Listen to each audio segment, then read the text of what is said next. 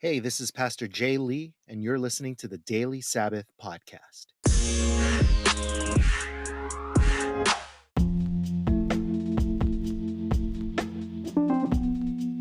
Hey guys, Pastor Jay here. Before we get to today's devotional, I just wanted to again, as always, thank you guys for listening to the podcast. I'm always blown away by just the support that you guys have shown. And it's not just here in the US, but actually, we have someone who has at least listened to the podcast in 21 different countries, which just kind of blows my mind. And so, I would love to hear from you and just be able to say hello and thank you for listening to the podcast. And so, if you would just leave me a message and, you'll find a link in the episode description and just, say hello. Tell me you've been listening to the podcast. Tell me where you're listening from. And, I would love to be able to just say hello to you. And as always, you could always leave your feedback and your questions as well.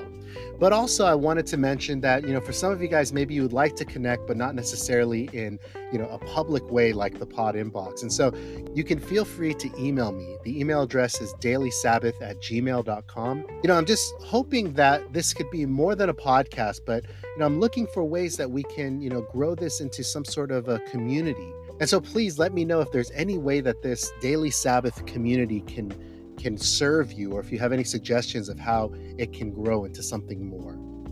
And so with that being said, here is today's scripture reading. The Spiritual But Not Religious Series, Part 5. Matthew chapter 16, verses 15 through 18. But what about you, he asked. Who do you say I am? Simon Peter answered, You are the Messiah, the Son of the living God.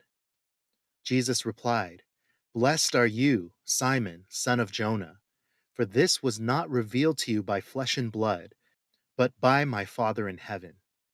And I tell you that you are Peter, and on this rock I will build my church, and the gates of hell will not overcome it.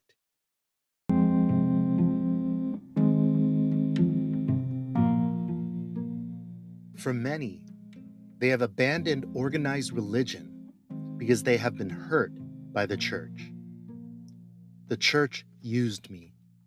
They gossiped about me and judged me. They just wanted my money. They took advantage of me. They abused me. If that has been your experience with the church, I am so sorry. It's unsurprising that you would give up on finding spiritual truth in a place that has proven to be so untrustworthy. One of the things that's confusing about this conversation is where to place the blame. Do I blame the church?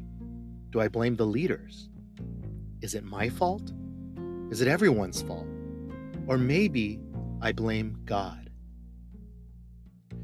But perhaps we're really just talking about people.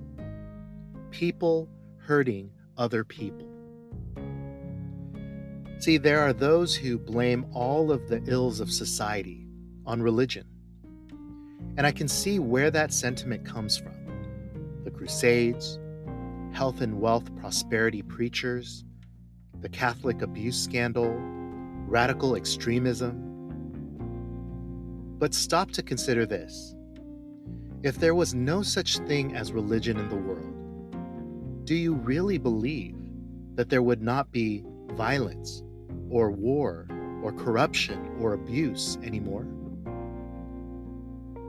See, these ills seem to find us wherever we are, whether we're theists or atheists, democratic or socialist, conservative or liberal, rich or poor, it doesn't matter. These ills even find us when we are spiritual but not religious. The common denominator is people. We are the ones who hurt, and we bring that with us into whatever spheres or institutions we occupy. And so your reflection for today is this. I am so sorry if you have been hurt by the church in the past. But I can't let you give up on the church because Jesus won't give up on the church. He died to establish the church.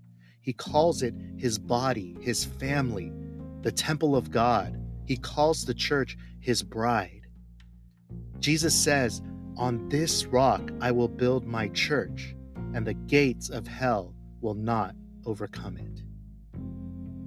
Is it possible that we're placing all the blame on organized religions, when really the source of our suffering and our hurt is people, broken people hurting other people?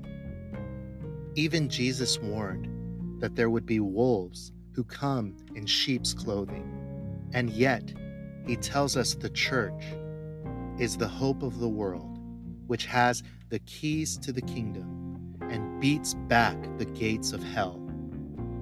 And so please, don't give up on Jesus and his church yet.